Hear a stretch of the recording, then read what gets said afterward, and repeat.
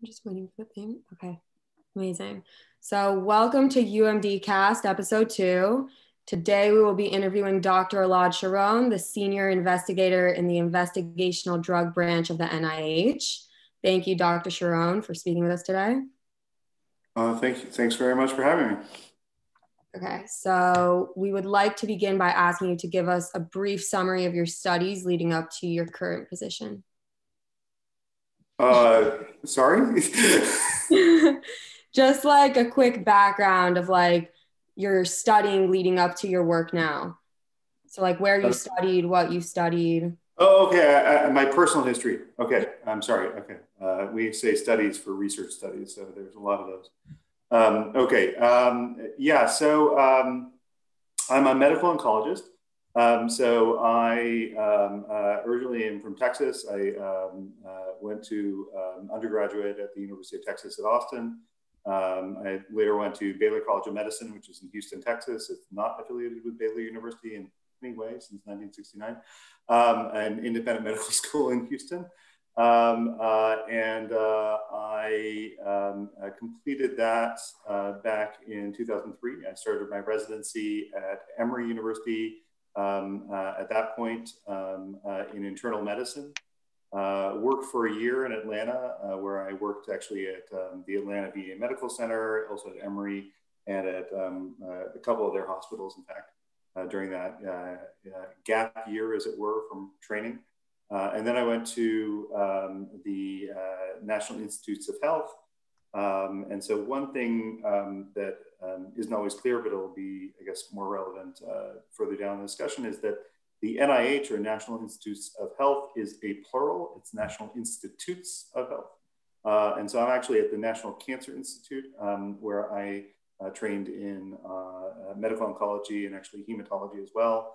And finishing that in about 2011, I actually began my current position at the National Cancer Institute, working on drug development, which is sort of the branch, if you will, of medicine, and certainly in oncology, it's very important, where we look for new therapies for patients.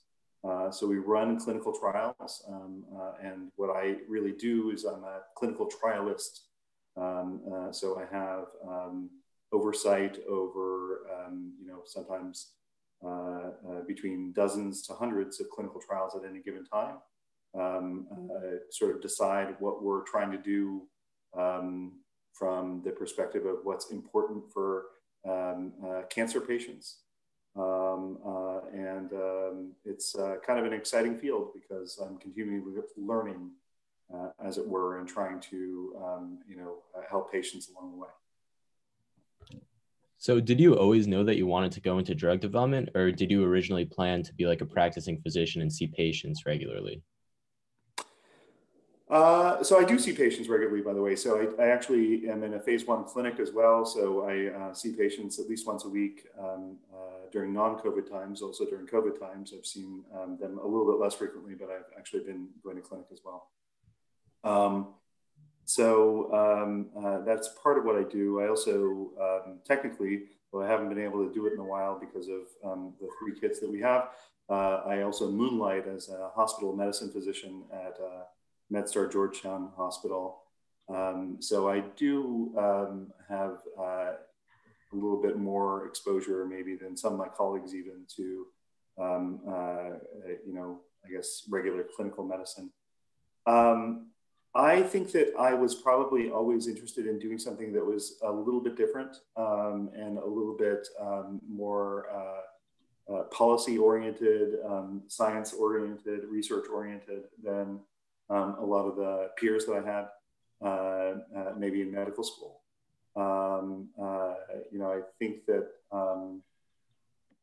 maybe I have a personality. I get kind of bored over doing the same thing over and over again. And I guess that's I don't think that's fair and an accurate description of anyone's job necessarily in medicine, but I think that I have that in my head. So I think I was always kind of looking for a field that would sort of drive me towards doing a lot of new things all the time, sort of pushing the envelope, as it were, and trying to get better therapies for patients. And it's sort of borne itself out.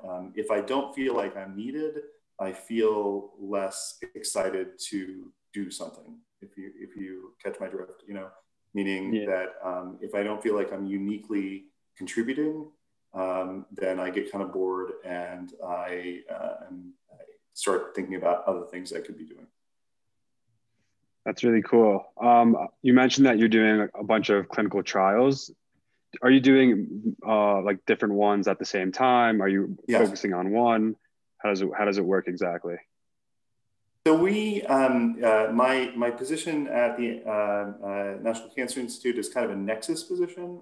So we negotiate sort of a priori agreements with a lot of drug companies that might have drugs that are either in development, meaning they haven't yet gotten approved for anything, or even things that have gotten approved, but they're not necessarily approved for every cancer, obviously, and there are thousands of different kinds of cancer, and sometimes they all need kind of unique therapies, and obviously millions of different patients in different scenarios that might need different kinds of therapies.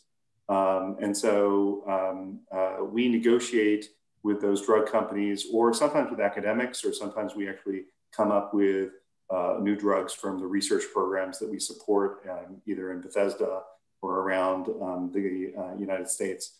And we bring those in, and then we proceed to think about ways that we could actually run trials to find new therapeutic options for people, which basically means that we have like I was saying, sometimes dozens of different kinds of trials, sometimes dozens of different drugs that we're using in different combinations for different cancer patients. So it's a very sometimes very fast moving, although it is at the NIH, and I think the joke is that NIH actually stands for not in a hurry, because it is, in fact, unfortunately, sometimes slower than we'd like for things to be. Although, every now and then, you get kind of a win, and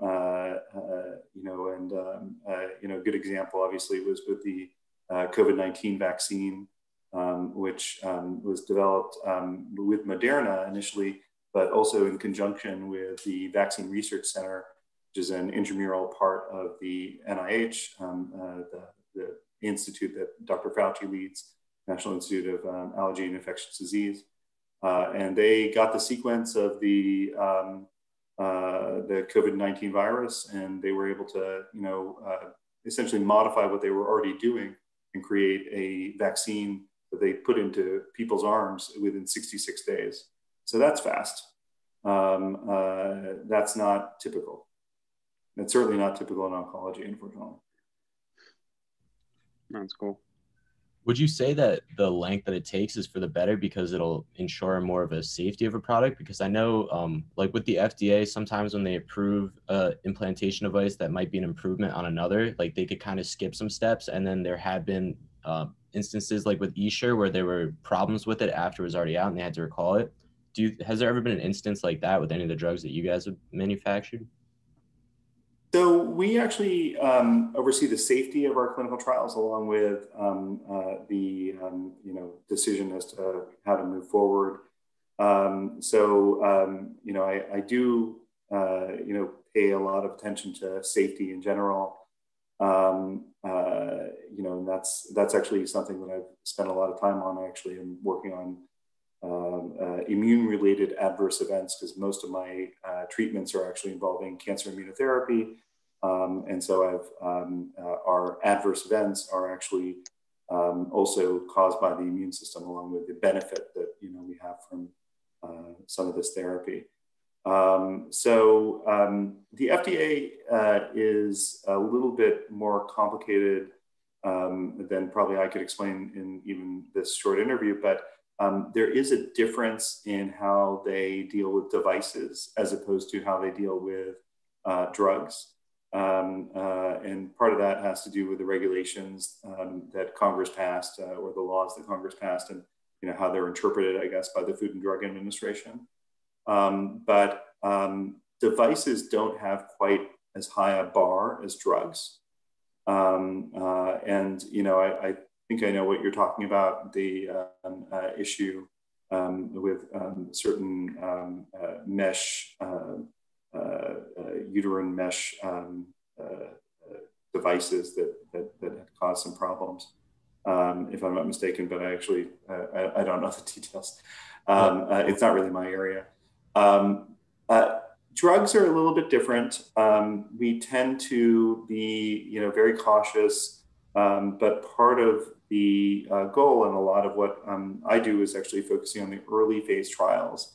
And so early phase trials really do focus as much as possible on safety and trying to determine what the potential risk is of a given drug or combination of drugs, new combination of drugs, for a particular population. It's slow for a reason. We actually are, overseen by the FDA.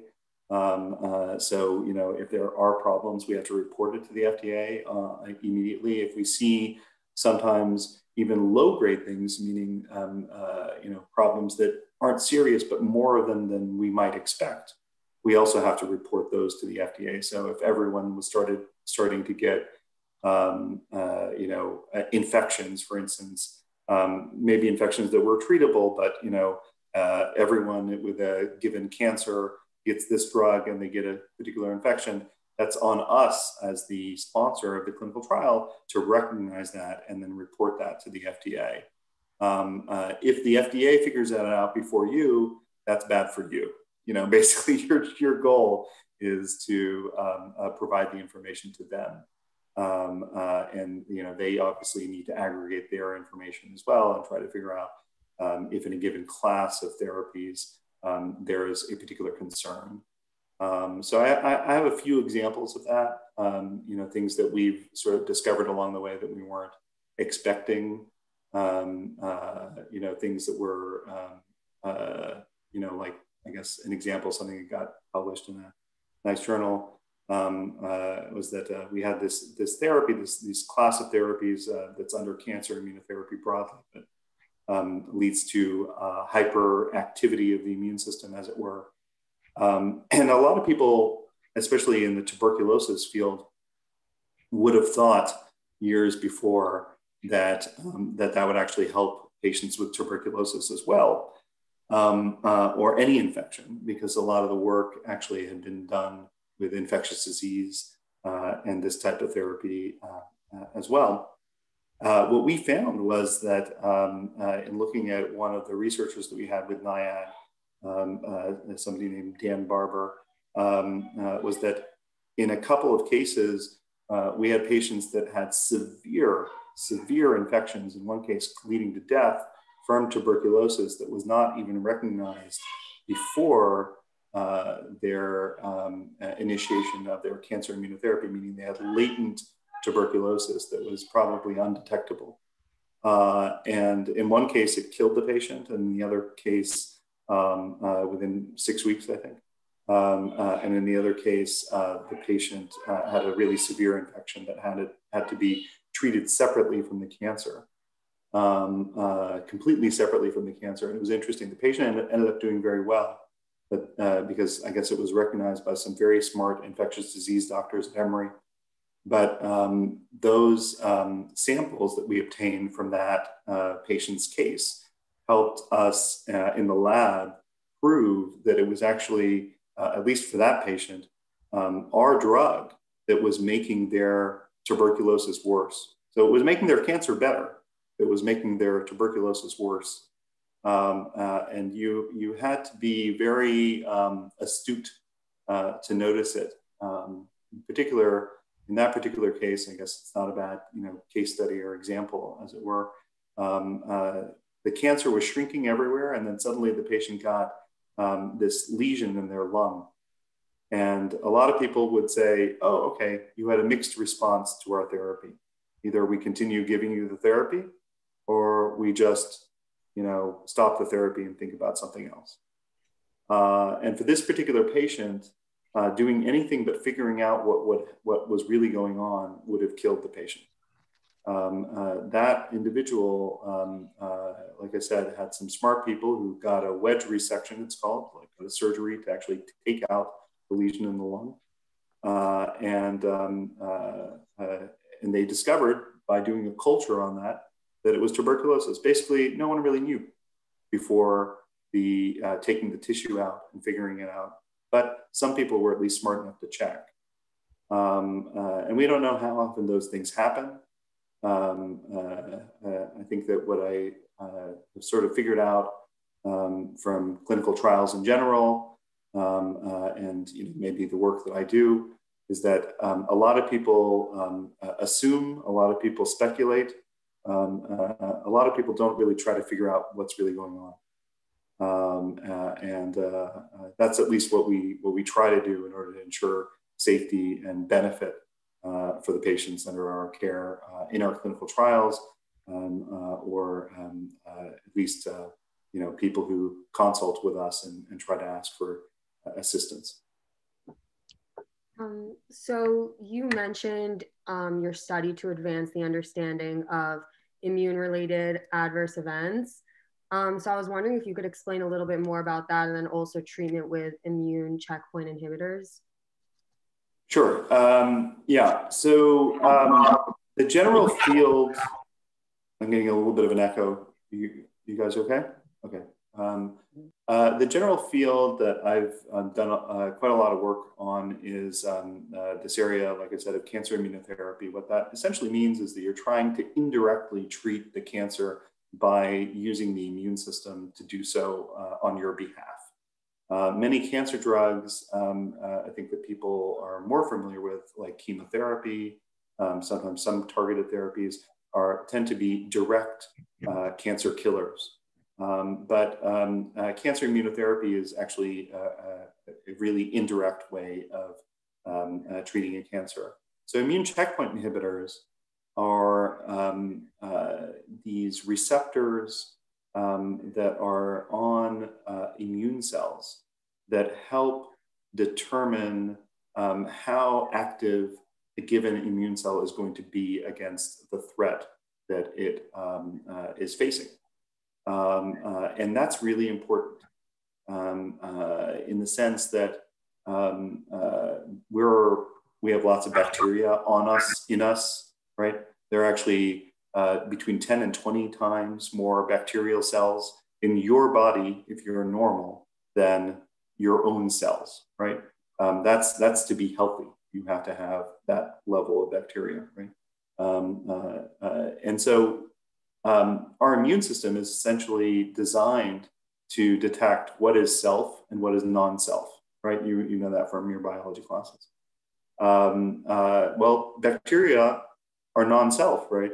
I mean, you should have a completely active immune system attacking your good bacteria all the time if that's all it did. But the immune system over time, over the millions of years of evolution that we've gotten to the point where we are today, has had to figure out how to tune its response to a given threat so that it's not always completely inflammatory and completely destroying everything in its path. Because just like any type of destruction, there are innocent bystanders, right? And so if the immune system was completely activated all the time, we would actually have diseases like autoimmune diseases, for instance, but constantly and in every tissue. So what has happened is that PD-1, this is the name of a very, very important immune checkpoint inhibitor that's actually had some really broad effectiveness across a lot of different cancers. It stands for programmed cell death 1, but that actually doesn't matter. That's just a name they gave it in the lab somewhere. And so everyone just calls it PD-1. PD-1 is, or the PD-1 axis, is sort of a key immune checkpoint inhibitor. So if you block the interaction of PD-1 to its ligand, if you block that receptor to its ligand, what you end up with is an immune cell that might have beforehand been more quiescent, might have been quiet, that essentially now no longer has that modulation that prevents it from acting. And so a PD-1 inhibitor, many of which are approved at this point and will, in the next 5 years, be some of the highest grossing medications in the world because they're so important in cancer at this point. In fact, I think pembrolizumab or Keytruda is going to be the highest grossing medical product in the world by 2025. That interaction between PD-1 and PD-L1 when blocked can lead to good results for a patient's cancer. But if you will, it's not so precise. Essentially, what you've done is you've eliminated a normal human immune cell interaction. And so it doesn't just lead potentially to problems for the immune system, good results rather, for interactions between the immune system and cancer by sort of taking the brakes off of an immune interaction, an immune cell's interaction with a cancer cell. But it also ends up leading to that same lack of brake for the immune system's interaction with normal tissue. And these things can be actually totally random. It's not really clear why one person ends up getting a type 1 diabetes as a result of a cancer immunotherapy, which occurs in less than 1%, but pretty certainly occurs because of this drug when it's used. Even though it's 1% of the time, we know it's not by accident that these people ended up diabetic as a result of the medications. It's because of the medications. Those types of events are what we call immune-related adverse events. Cancer is very different from a lot of other fields. I think people are right now talking a lot about COVID-19 vaccine side effects. Let me tell you that COVID-19 vaccine side effects have nothing on virtually any cancer therapy that we routinely use. In other words, we do much worse to our patients. And the real reason is that we have a different risk-benefit profile, right? If you're facing death from a cancer, you're going to be willing to say, okay, I will take this drug that gives me a 1% risk of becoming a diabetic for the rest of my life. And other things too, so not just that. Because I'm facing a potentially fatal cancer. And that's not something that I would do to treat a virus like COVID-19 that I'm trying to give to 7.8 billion people, right? I'm not saying it would work, by the way. I'm just giving an example. You have to have, when you're trying to determine whether or not a drug or a vaccine or frankly, a device, like you asked earlier, is appropriate, you have to always look at what the potential risks are for the population that you're treating and what the potential benefits are. And usually we figure that out really only through well-conducted clinical trials. You don't usually figure that out because I treated 10 people, and it seemed to go okay. That's how we did research in the 1700s. Right? That's why the British sailors started getting called limeys, because they would all get scurvy. They didn't have access to citrus and vitamin C, and they would start bleeding out of their lips. And so I'm now forgetting and blanking on the name of the doctor who conducted that clinical trial, but he basically said, let's give 10 sailors limes, see what happens. And they all got better. Well, that was a home run. It's not probably that bad a clinical trial idea, but that was a clinical trial that probably we couldn't even conduct today because you'd have to have informed consent, and some people would refuse the lines. And they'd be like, "Oh no, what'll happen to me?"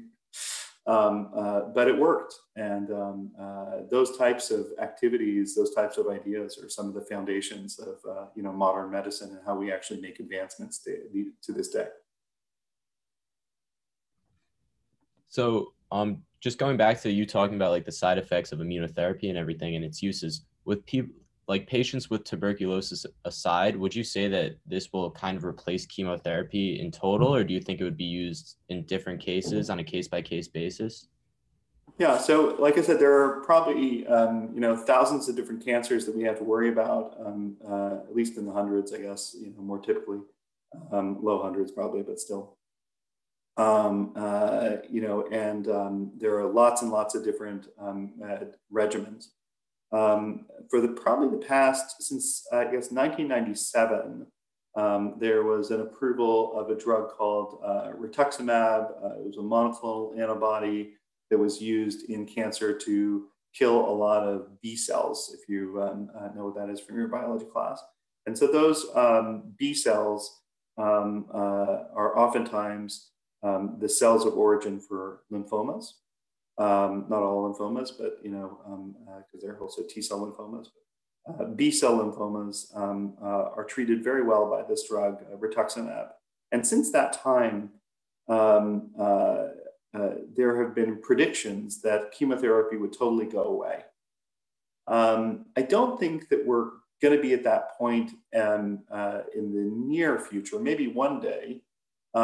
Chemotherapy is actually a pretty amazing drug or class of agents, I guess, if you think about it. In fact, I'd say that as amazed as I am with cancer immunotherapy and what it's able to do for patients, and there are certainly some cancers where chemotherapy is useless and cancer immunotherapy is actually life-saving.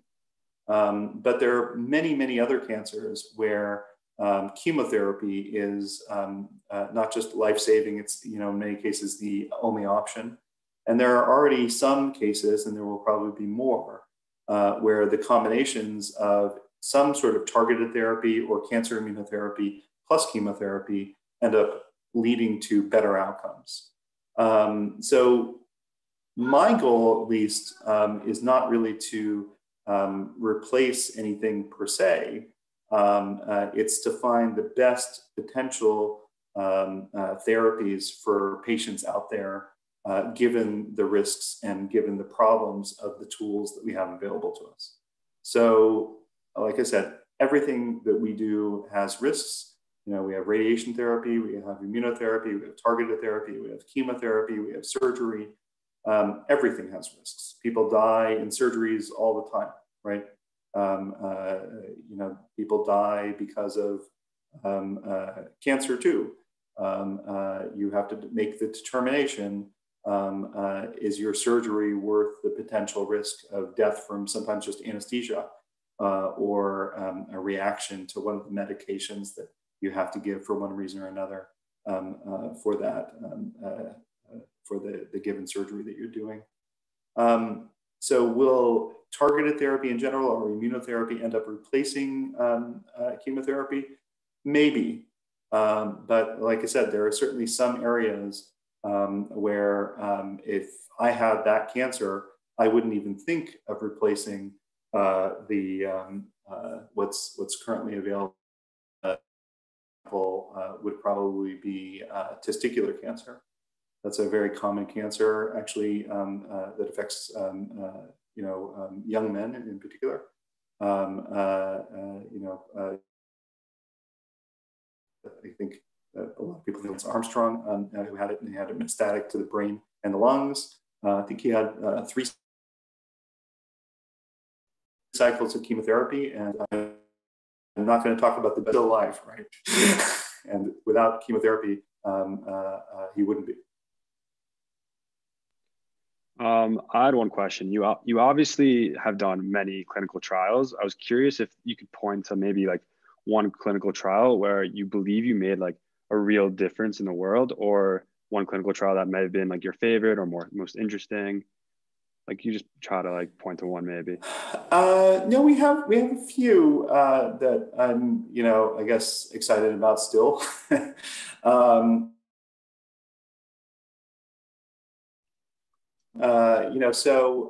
thing I'd say is that everyone is kind of in a team format. So there's not really a situation where people, do everything on their own. That hasn't happened in a very, very long time, I think, in science. Even the examples that I've heard in the past of like Thomas Edison, apparently Thomas Edison didn't do all of the stuff himself either. He was a leader maybe of a team, but there were a lot of people working on his projects. Of the teams that I'm excited about, certainly in the cancer immunotherapy sphere, I've been really excited that we were able to get an approval.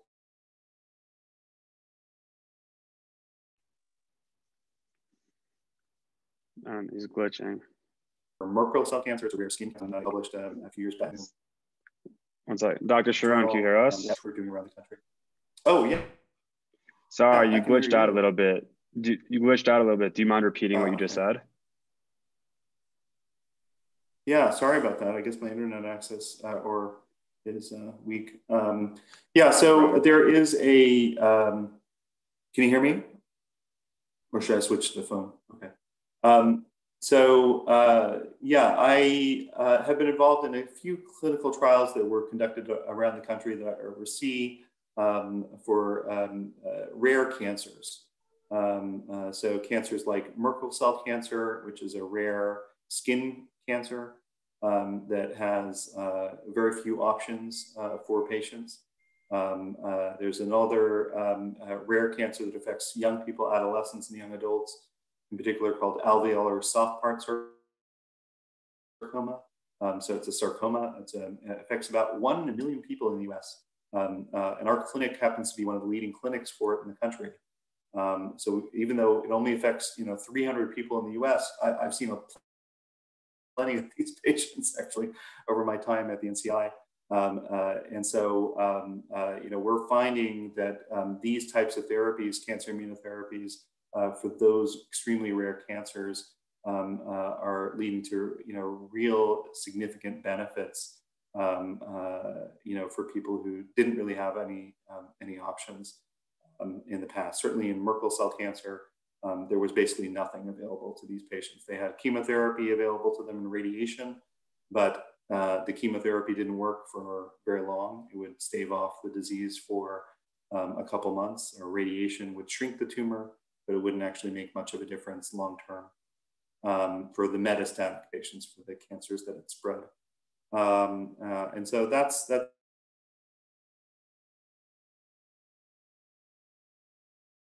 I learned a lot from that experience with the FDA, with the academic investigators, just to get to the point where we understood that there was a benefit and that it was worth getting an FDA approved with that kind of case. Okay.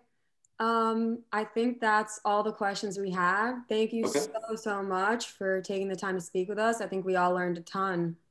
Well, thanks for giving me the opportunity. It's exciting. I think you're doing a really great job here with this podcast. I watched the first episode, so. Awesome. Thank you so much for meeting with us. For sure. More to come. Great. Thank you. Thanks very much. Thank you. Okay. Bye.